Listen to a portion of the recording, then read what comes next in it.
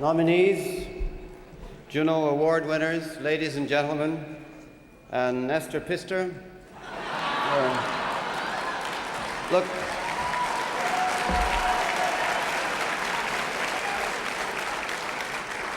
you know, I don't mind, Nestor, if you want to be the next Prime Minister, just so long as you're not too much in a hurry.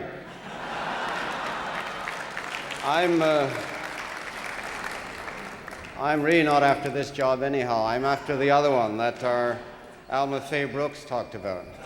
I hope she'd keep it a secret.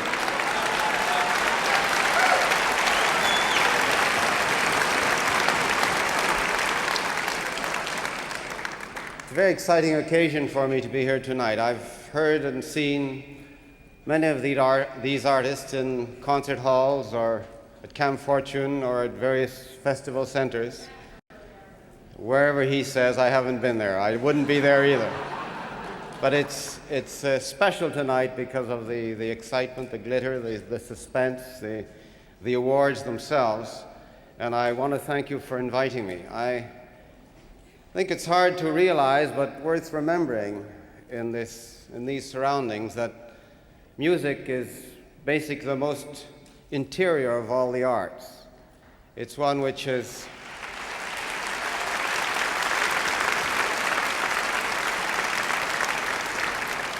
performed by an artist, sung by a singer, danced by a dancer, played by an instrumentalist, for himself, for herself as a creator, and perhaps for other people, a small audience.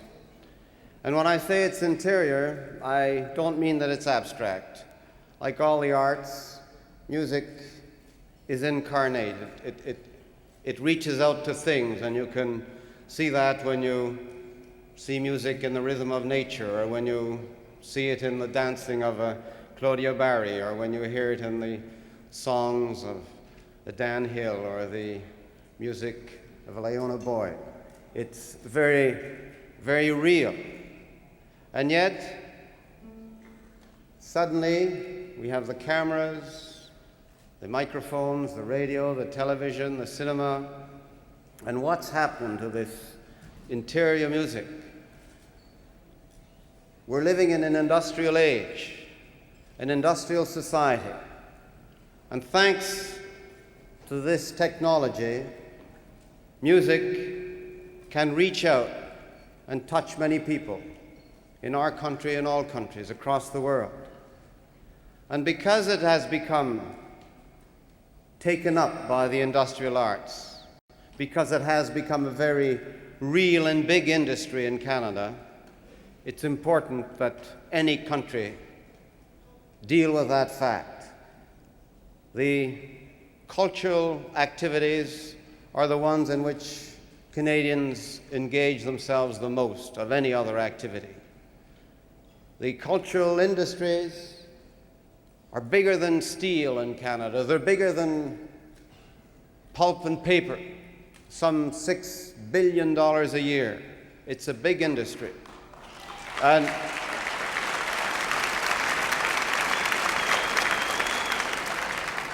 we have to remember that, we the audiences, we the outsiders, we the governments, we the onlookers, that if an artist creates and performs for himself or herself, he's also up against industrial competition in Hollywood, in New York, in Europe, and other parts of the world.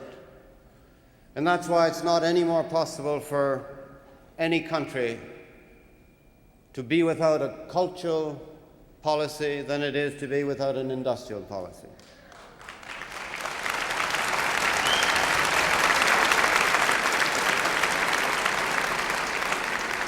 I like to think that the people of Canada, those who listen and hear you and often adore you, those who buy your records, watch your programs, go to your shows, I like to think that they're aware of that, and that the people they elect are aware of that too.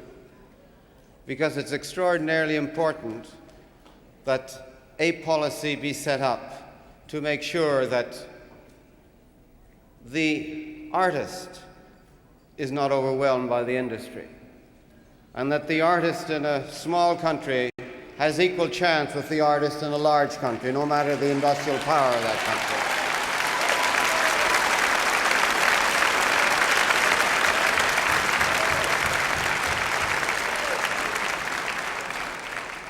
And that is why you find some policies like Canadian content in television, or you find a policy which wants the book and magazine publishing and distribution industry to have a greater Canadian content, or you have a policy which wants to ensure that the distribution of films assure a greater distribution of Canadian films. And these are all very, very basic.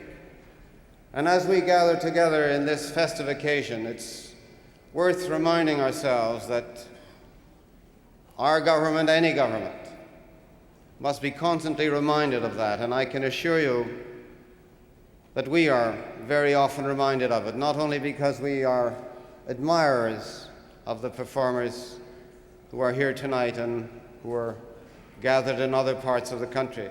We realize that they are more than the contributors to an industry which is big business. We realize that they also express first their own soul, their own feelings, their own interior strength.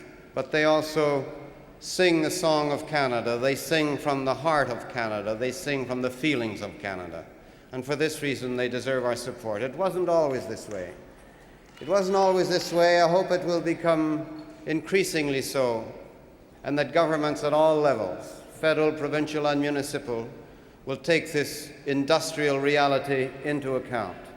I think it's appropriate that tonight I'm called upon to give the Hall of Fame award to someone who made it in the early days when music was just becoming an industrial art, and before governments had the good sense to really extend equality of opportunity to Canadians as opposed to performers or creators from other lands. And I am honored to give this Hall of Fame award tonight to someone who was born in Brooklyn, Nova Scotia, and his name is Hank Snow.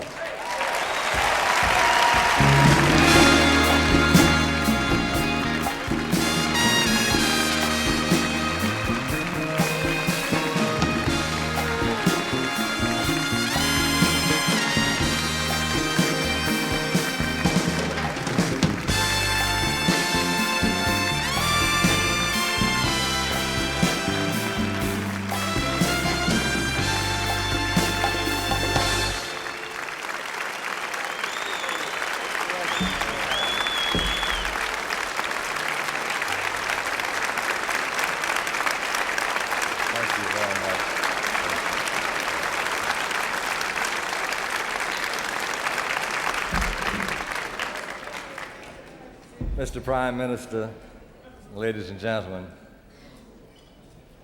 this alone, meeting you, Mr. Prime Minister, is one of the highlights of my trip from Nashville here. I've been a great follower of yours through your career, and this is a pleasure to have you do this. Thank you so much.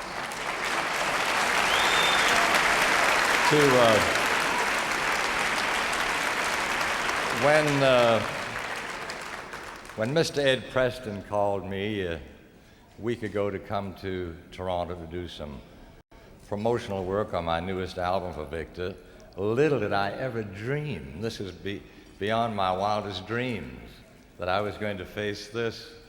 And I'm so nervous standing with such a great man here.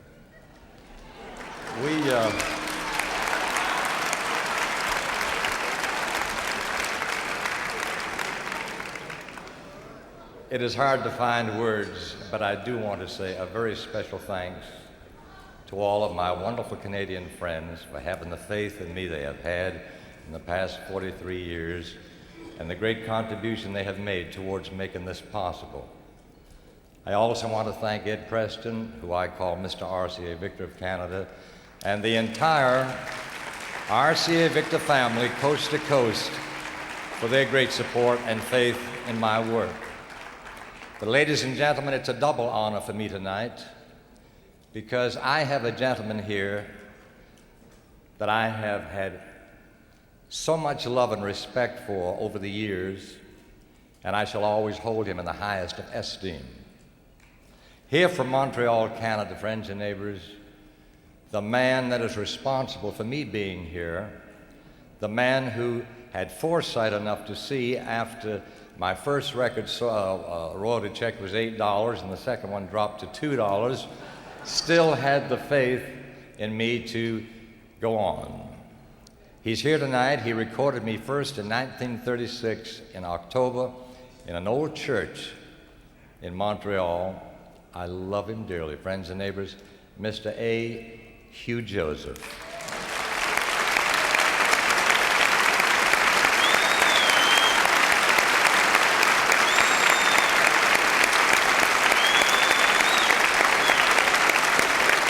You still living with that? That's a nice story.